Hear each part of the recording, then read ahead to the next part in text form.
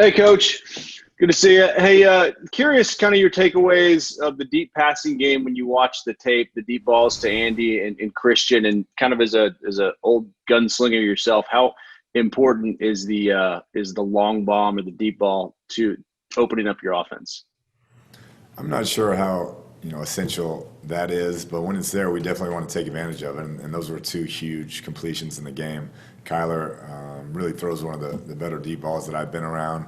Touch, anticipation, things like that. Both guys did a great job separating and finishing those plays, kind of contested there at the end. So they were huge plays, but we're going to continue to try and pick our spots and just move the ball the best way we can down the field.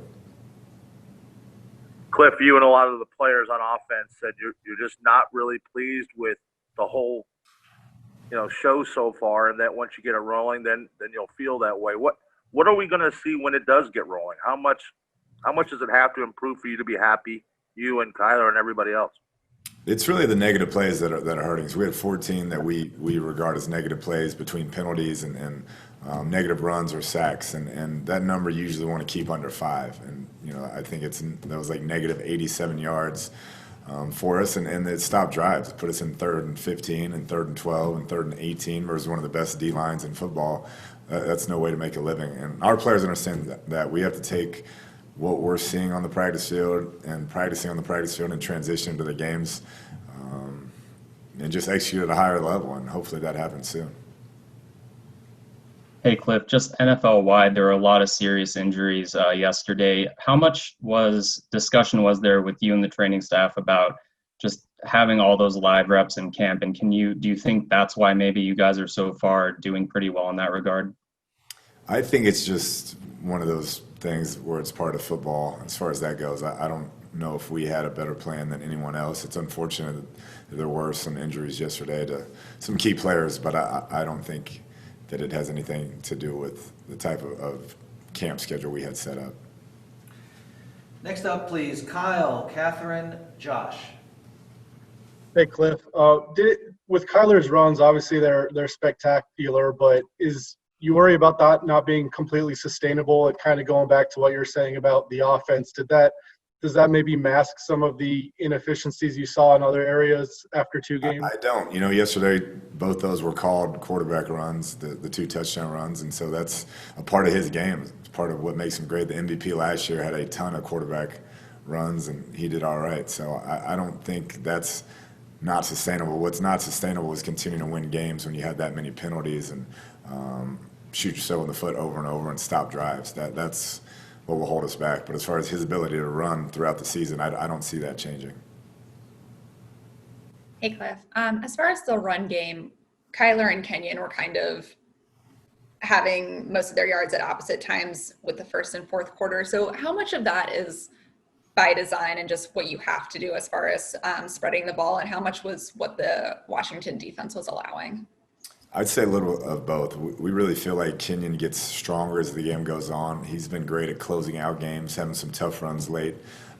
And we want to play with tempo and have that effect on teams where we do have the ball late and need to close it out. We can do that. And so obviously we'd like to have some bigger runs in the run game early, but it's worked out the last couple of weeks that he's had the ball in his hands late and done a great job of kind of putting those games away.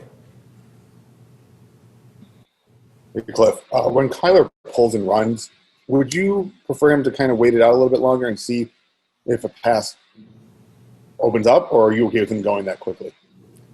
It depends. I'm kind of the armchair quarterback, so if it works, I always say, hey, nice job taking off. If it doesn't, I always say, hey, you should have hung in the pocket and made that throw. So that's my expertise right there. Next up, please, Balzer, Haller, Summers. You talked about all 3 phases yesterday, Kliff, and of course, obviously the punt return, fumble recovery.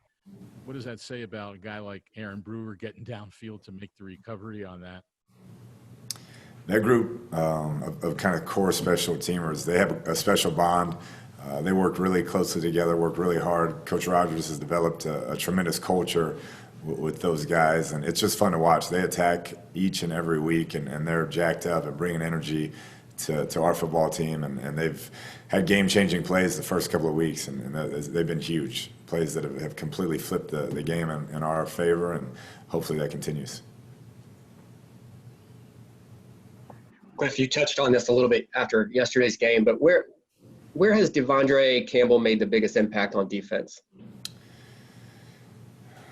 Really, where hasn't he? I mean, you watch where he was at all over the field yesterday, whether it's the run game or the pass breakups. I mean, he was everywhere. He's got great length. He's got great instincts, and he's a matchup with any tight end in the league, and we have some great ones we go against. So I think he's been kind of an X factor so far, and I'm hoping as the season goes on, he gets even more comfortable in our system, he continues to improve. Kliff, hard-hitting journalism question here.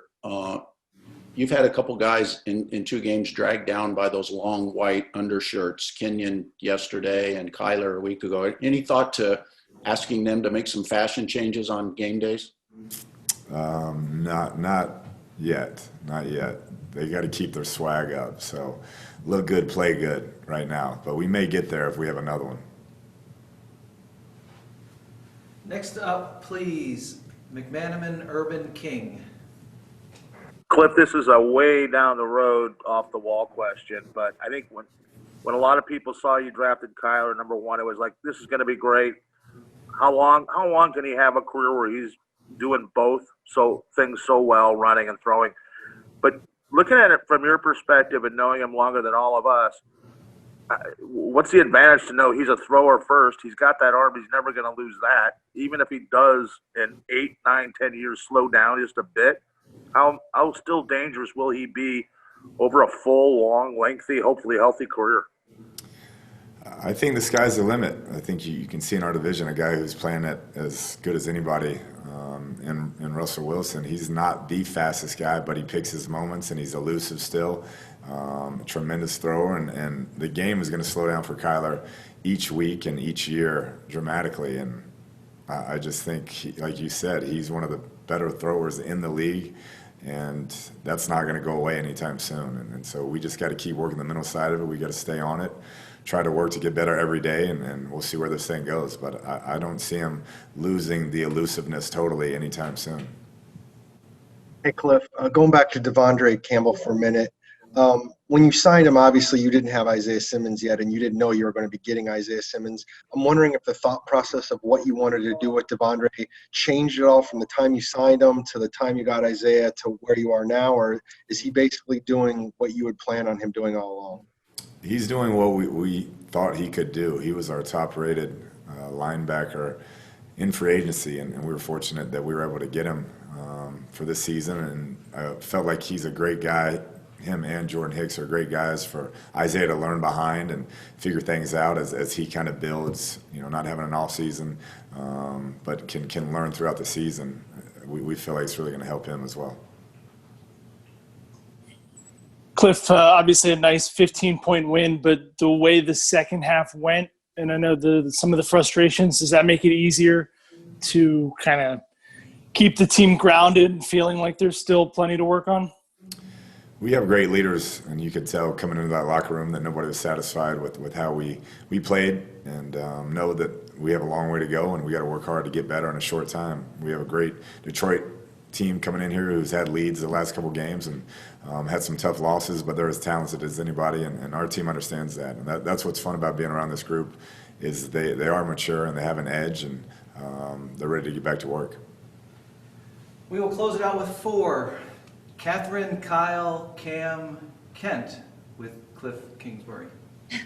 Kliff, to follow up on the Kenyon Drake question, I know you've talked a bunch about your role in getting guys into a rhythm during a game, and do you look at that as like a quarter by quarter, drive by drive? Like, what's your measuring unit for when you want to get them into that rhythm and sustain it? I try to script that way. It doesn't always go as you would want it, but throughout the week I'll try to script it where I'm getting guys touches early and then kind of riding the hot hand as that goes, if that makes sense. But I want to kind of spread it around early, play call wise, and hopefully everybody's getting involved, and then we go from there. But you throughout the season realize different guys show up at different times, and one thing Kenyon has done since he's been with us is he's closed out games and tends to get better as the game goes on. Kliff, on the 4th and 1 call at your 27, is that purely a percentages look, or is there anything psychological where you want to say, hey, we trust you guys even at our own 27? A lot of things that go into that. Statistically, it is a positive play there, but great look for the play when you look at the defense on film. Trusting your players when they come to the sideline saying, hey, we can get that. I mean, there's a lot of things that go into it, but we want to be aggressive and continue to evolve as an offense, and we felt like that was the play at that time. Kliff, how have you evolved as a play caller, since, your first season in the NFL? And then how do you choose in between calling something that you've run for a long time versus something you've kind of created and made over the past year?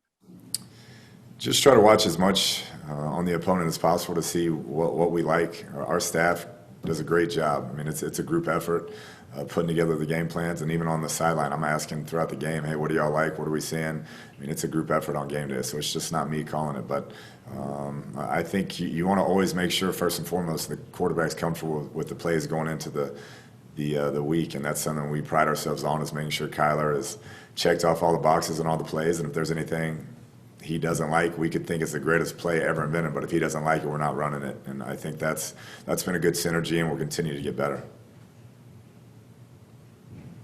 The penalties on offense, especially those involving blocking, as you look back, have they been good calls? And just the abnormal amount of them, can you attribute that to anything?